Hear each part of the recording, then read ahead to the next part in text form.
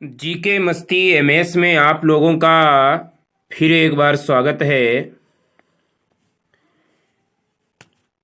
वैदिक कालीन सभ्यता से रिलेटेड जितने भी क्वेश्चंस थे किरण और लूसेंट में, और एक्सप्लेन भी हमने किया था, तो नेक्स्ट जो पार्ट है, नेक्स्ट जो चर्चा है वो महाजनपद काल पे होगी, जो 600 ईस्वी पूर्व से 325 ईस्वी पूर्व मानी जाती है।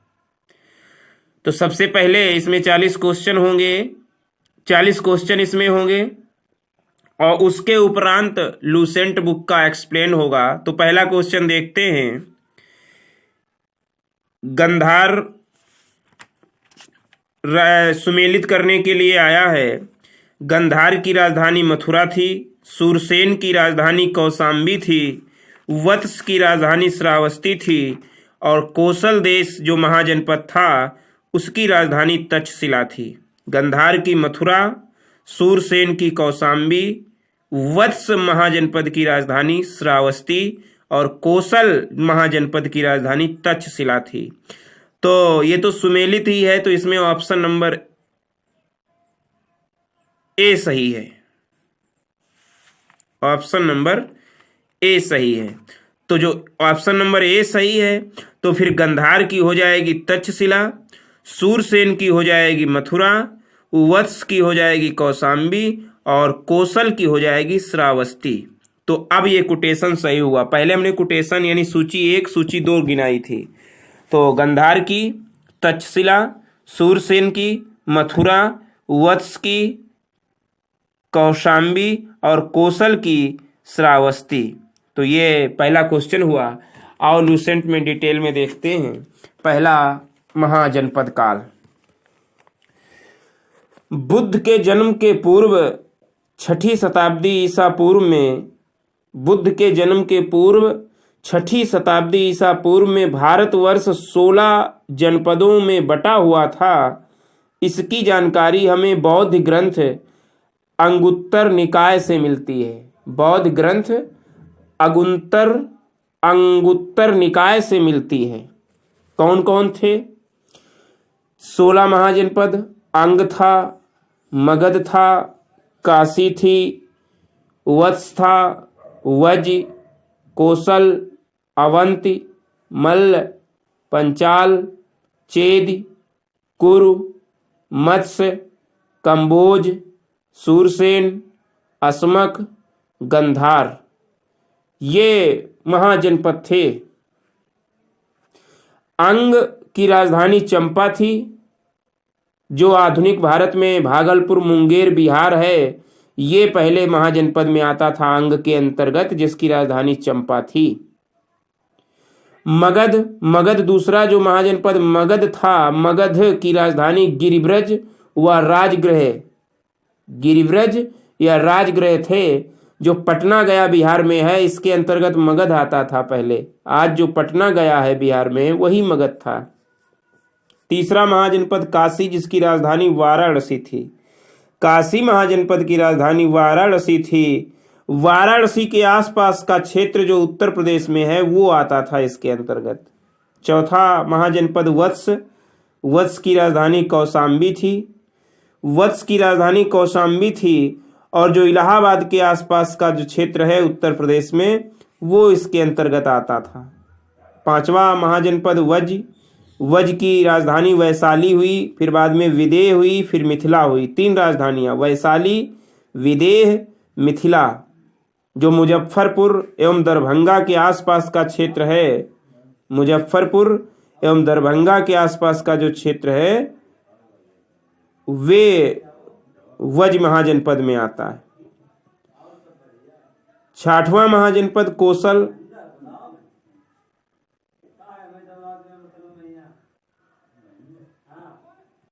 कोसल, कोसल की राजधानी श्रावस्ती, जो फैजाबाद उत्तर प्रदेश का क्षेत्र है वो इसके अंतर्गत आता था। अवंत की राजधानी उज्जैन या महिष्मती। तो अवंत की राजधानी उज्जैन या महिष्मती, जो आज का क्षेत्र मालवा, मध्य प्रदेश में मालवा है, वो इसके अंतर्गत आता था। 8वां महाजनपद मल्ल महाजनपद की राजधानी कुशावती थी। और कुशावती थी जो देवरिया उत्तर प्रदेश में आजकल स्थान है, वो मल्ल महाजनपद के अंतर्गत आता था। नवा महाजनपद पंचाल, राजधानी पंचाल की थी आइछत्र या कामपिल्य। तो आइछन्य या कामपिल्य जो राजधानी थी, जो आज आधुनिक बरेली, बदायूं, फर्रुखाबाद उत्तर प्रदेश का है, ये पंचाल महाजनपद के अंतर्गत आता था, जिसकी राजधानी आइछत्र या कामपिल्य थी। 10वां महाजनपद चेद था। चेद महाजनपद की राजधानी शक्तिमती थी, जो आजकल बुंदेलखंड है उत्तर प्रदेश में, वही चेद था महाजनपद शक्तिमती राजधानी के साथ में। 11वां महाजनपद कुरु, जिसकी राजधानी इंद्रप्रस्थ थी। आधुनिक में जो दिल्ली, मेरठ और हरियाणा का क्षेत्र है, वही कुरु महाजनपद का क्षेत्र माना जाता था, जिसकी राजधानी इंद्रप्रस्थ थी। 12वां महाजनपद मत्स्य, जिसकी राजधानी विराटनगर थी। आधुनिक जो जयपुर के आसपास का क्षेत्र है, वही मत्स्य विराटनगर महाजनपद कहलाता था। 13वां महाजनपद कंबोज, जिसकी राजधानी हाटक थी। कंबोज जिसकी राजधानी हाटक थी। रजौरी एवं हजारा क्षेत्र जो उत्तर प्रदेश में हैं आजकल, वही कंबोज व हाटक थे। सूरसेन, सूरसेन की राजधानी मथुरा थी, जो आजकल मथुरा क्षेत्र है उत्तर प्रदेश में, वही सूरसेन था महाजनपद, जिसकी राजधानी मथुरा थी। 15वां महाजनपद असमक, जिसकी राजधानी पोटली या पोतन थी। तो असमक महाजनपद की राजधानी पोटली और पोतन थी, जो दक्षिण भारत का एकमात्र जनपद जो गोदावरी नदी क्षेत्र के है, जो गोदावरी नदी क्षेत्र है, उसी को असमक या महाजनपद के अंतर्गत गिना जाता है। और 16वां जो महाजनपद था गंधार, जिसकी राजधानी तक्षशिला थी। रावलपिंडी और पेशावर जो पाकिस्तान में है, रावलपिंडी और पेशावर जो पाकिस्तान में है, ये गंधार महाजनपद था, तक्षशिला राजधानी लिए। तो ये महाजनपदों का उदय 5वां जो एक्सप्लेन था वो हो गया। क्वेश्चन देखते हैं। पहला क्वेश्चन जो हो गया है, दूसरा क्वेश्चन है, हर्यक वंश के किस शासक को कुड़िक कहा जाता है? हर्यक वंश के किस शासक को कुड़िक कहा जाता है? तो ना तो बिंबिसार को कहा जाता है और ना उदयन को कहा जाता है, ना अजातशत्रु को कहा जाता है। अजातशत्रु को कहा जाता है। तीसरा है क्वेश्चन, किस शासक ने गंगा एवं सोन नदियों के संगम पर पाटलिपुत्र नामक नगर की स्थापना की थी? किसने गंगा और सोन नदियों के संगम पर पाटलिपुत्र नामक नगर की स्थापना की थी? तो पाटलिपुत्र नामक नगर की स्थापना करने वाला शासक उदयीन है, उदयीन है। चौथा क्वेश्चन, शिशुनाग वंश का वह कौन सा शासक था जिसके समय में वैशाली में द्वितीय बौद्ध संगीत का आयोजन किया गया? उसे काकवर्ण के नाम से भी जाना जाता है। जो वैशाली में द्वितीय बौद्ध संगीत भी हुई थी उसी के शासन में, और उसे काकवर्ण भी कहा जाता है। तो अब आप समझ गए होंगे, काकवर्ण जो है कालाशोक को कहा जाता है। किसको? कालाशोक को कहा जाता है।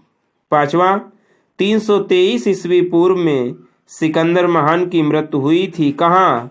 तो 323 ईस्वी पूर्व में सिकंदर महान की मृत्यु बेबीलोन में हुई थी। कई बार ये क्वेश्चन पूछा गया है।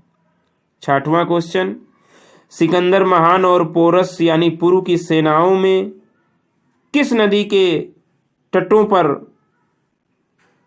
आमने सामने वाले तटों पर पड़ाव डाला हुआ था? किस नदी के आमने सामने वाले तटों पर पड़ाव डाला हुआ था? तो किस नदी? तो सही जो नदी का नाम है वो है क्या है? झेलम। झेलम नदी के तटों पर इन्होंने आमने सामने पड़ाव डाला हुआ था। सातवां क्वेश्चन, किस प्रकार का अमृत भांड यानी पाटरी भारत में द्वितीय नगरीकरण या शहरीकरण के प्रारंभ का प्रतीक माना गया? किस प्रकार का अमृत भांड? एक तो सिंधु घाटी में, लेकिन द्वितीय नगरीकरण शहरीकरण का प्रतीक माना गया किस प्रकार का अमृत भांड? तो उत्तरी काले पालिशकृत बर्तन, उत्तरी काले पालिशकृत बर्तनों से पता चलता है कि द्वितीय नगरीकरण शहरीकरण का प्रारंभ हुआ था। 8वां क्वेश्चन, पाली ग्रंथ में गांव के मुखिया को क्या कहा जाता था? तो पाली ग्रंथ में गांव के मुखिया को या ग्राम भोजक कहा जाता था या भोजक कहा जाता था? ग्राम भोजक या केवल भोजक पाली ग्रंथों में मुखिया को गांव के। 9वां, उज्जैन का प्राचीन नाम था? तो उज्जैन का प्राचीन नाम था अवंतिका। क्या नाम था? अवंतिका। और अवंतिका उज्जैन का प्राचीन नाम था और अवंती नाम का एक महाजनपद था जिसकी राजधानी उज्जैन या माहिष्मती थी। नेक्स्ट, नंदवंश का संस्थापक कौन था? तो नंदवंश का संस्थापक जो था वो था महापद्मनंद। महापद्मनंद। 11वां क्वेश्चन, ग्रीक या यूनानी लेखकों द्वारा किसे अग्रमीज या जैंड्रमीज कहा गया? किसे अग्रमीज या जैंड्रमीज कहा गया? तो अग्रमीज और जैंड्रमीज ग्रीक या यूनानी लेखकों द्वारा घननंद को कहा गया। किसको? घननंद को। 12वां क्वेश्चन, प्राचीन भारत में पहला विदेशी आक्रमण किनके द्वारा किया गया? तो पहला विदेशी आक्रमण ईरानियों द्वारा किया गया। किसके द्वारा किया गया? ईरानियों द्वारा किया गया पहला प्राचीन आक्रमण, विदेशी आक्रमण। 13वां, प्राचीन भारत में दूसरा विदेशी आक्रमण एवं पहला यूरोपीय आक्रमण किनके द्वारा किया गया? देखो, प्राचीन भारत में पहला विदेशी आक्रमण तो ईरानियों द्वारा किया गया, लेकिन कह रहा है दूसरा विदेशी आक्रमण और पहला यूरोपीय आक्रमण किसके द्वारा किया गया? तो यूनानियों द्वारा। किसके द्वारा? दूसरा विदेशी और पहला यूरोपीय। यूरोप से आने वाले पहले लोग थे यूनानी लोग, एथेंस के लोग। 14वां क्वेश्चन, ईरान के हखमनी वंश के किस शासक ने ईरान के हखमनी वंश के किस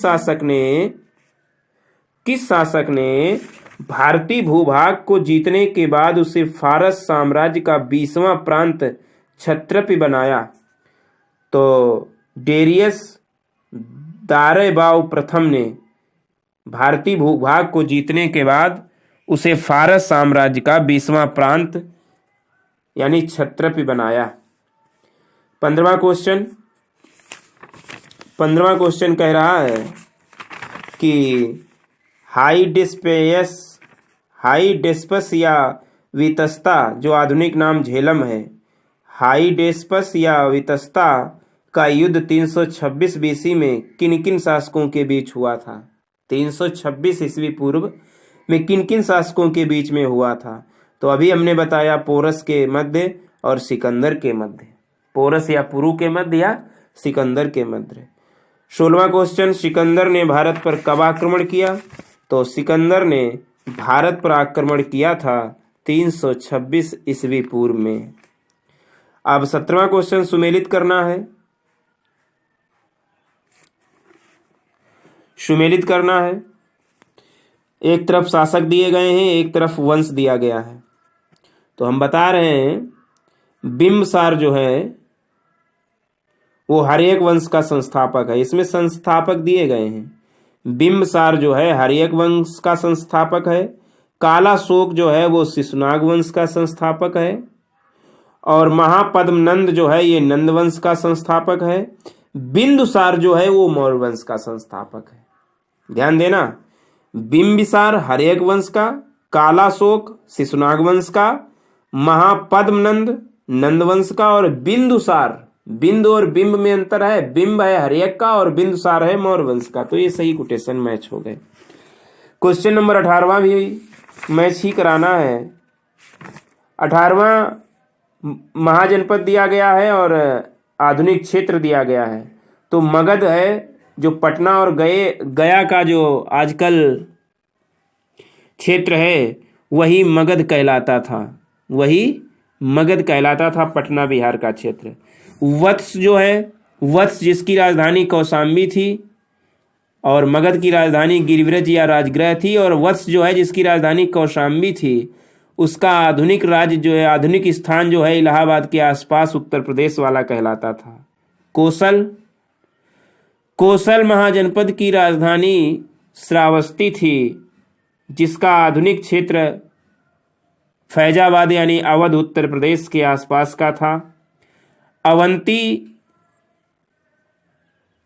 अवंती जिसकी राजधानी उज्जैन या महिष्मती थी, जो मध्य प्रदेश में मालवा है, उसके आसपास का क्षेत्र था। तो ये तो क्वेश्चन नंबर 18वां हुआ। 19वां है, मगध की प्रथम राजधानी कौन सी थी? तो मगध की प्रथम राजधानी गिरिव्रज या राजगृह थी।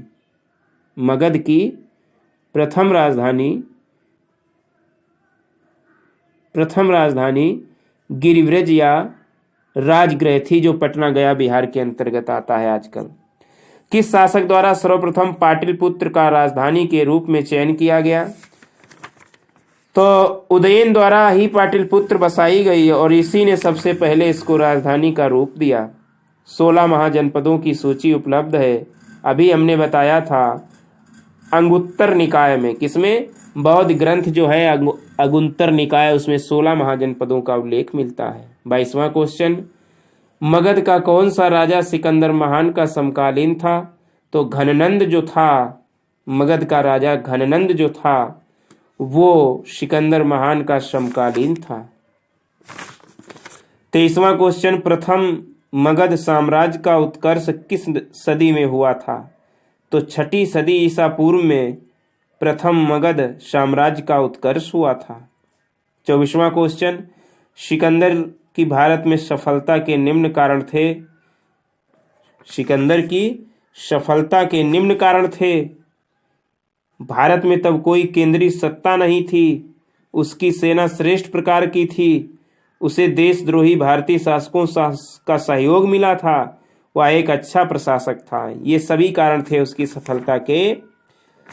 एक तो उसकी सेना श्रेष्ठ थी, दूसरा भारत में तब कोई केंद्रीय शक्ति नहीं थी, देशद्रोही भारतीय शासकों का उसे सहयोग मिला था, और वह एक अच्छा प्रशासक भी था। 25वां क्वेश्चन मिलान ही करना है, राजा और राज्य संबंध दिखाना है। तो जो प्रद्योत राजा थे, वो अवंती महाजनपद से संबंधित है, जिसकी राजधानी उज्जैन या महिष्मती थी। प्रद्योत। उदयन जो राजा हुए हैं, जिन्होंने पाटलिपुत्र की स्थापना की थी, उदयन जो राजा हुए हैं, वो वत्स राज्य से संबंधित हैं। उदयन जो हैं, ये वत्स राज्य से संबंधित हैं, जिसकी राजधानी कौशाम्बी है।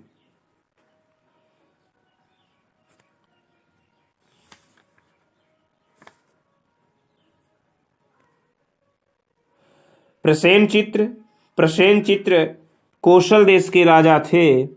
कौशल देश के राजा थे और कौशल देश की राजधानी श्रावस्ती थी।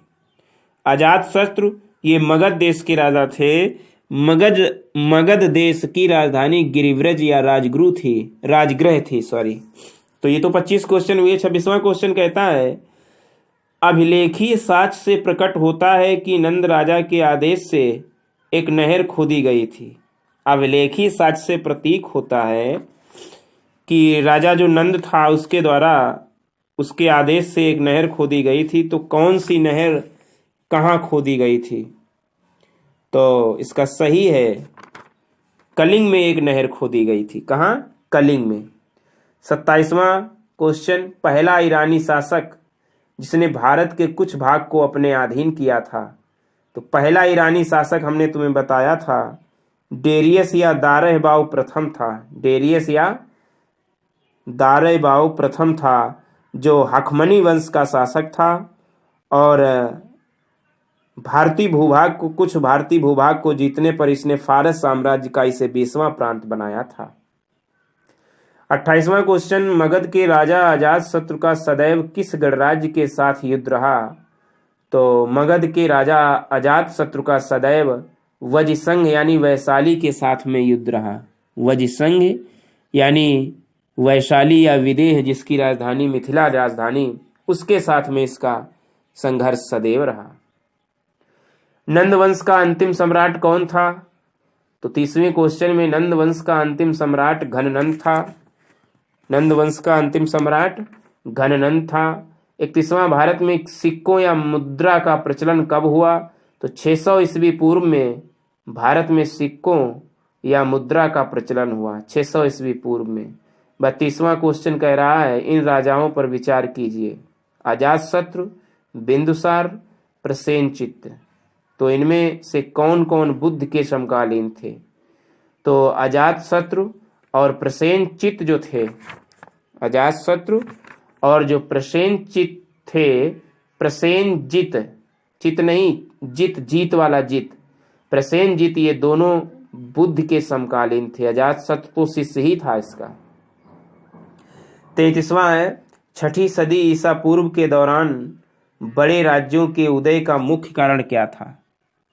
6ठी सदी ईसा पूर्व के दौरान बड़े राज्यों के उदय का मुख्य कारण क्या था? तो 6ठी सदी ईसा पूर्व के दौरान बड़े राज्यों के उदय का मुख्य कारण था उत्तर प्रदेश और बिहार में व्यापक पैमाने पर लोहे का उपयोग। उत्तर प्रदेश और बिहार में व्यापक पैमाने पर लोहे का उपयोग के कारण ही 6ठी सदी में ईसा पूर्व के दौरान बड़े राज्यों का उदय हुआ। 34वां, मगध सम्राट बिंबिसार ने अपने राजवैद्य जीवक को किस राज्य के राजा की चिकित्सा के लिए भेजा था? मगध साम्राज्य बिंबिसार, बिंबिसार यानी हर्यक वंश का संस्थापक ने अपने राजवैद्य जीवक, जिनका राजवैद्य था, किस राज्य के राजा की चिकित्सा के लिए भेजा था? तो अवंती राज्य, अवंती राज्य जिसकी राजधानी उज्जैन या माहिष्मती थी, जो आधुनिक मालवा मध्य प्रदेश है, उसके राजा के लिए भेजा था। 35वां क्वेश्चन, किस शासक ने अवंती को जीतकर मगध का हिस्सा बना लिया? तो शिशुनाग ने, शिशुनाग ने जीतकर अवंती को मगध का हिस्सा बना लिया। किस मगध सम्राट ने अंग का विलय अपने राज्य में कर लिया?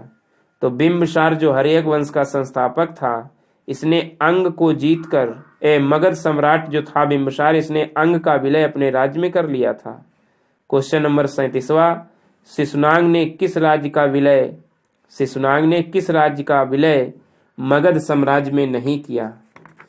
तो शिशुनाग ने अवंती का कर लिया था, वत्स का कर लिया था, लेकिन काशी का विलय अपने मगध साम्राज्य में नहीं किया था। 38वां क्वेश्चन, काशी और लिच्छवी का विलय मगध साम्राज्य में किसने किया? तो काशी और लिच्छवी का विलय अजातशत्रु ने मगध साम्राज्य में किया था। काशी और लिच्छवी का विलय मगध साम्राज्य में अजातशत्रु ने किया है। 39वां क्वेश्चन, मगध साम्राज्य के बारे में कौन सही नहीं है? मगध साम्राज्य में 4 ऑप्शन हम देंगे, जिसमें आपको बताने होंगे कि इसमें से कौन सा सही नहीं है।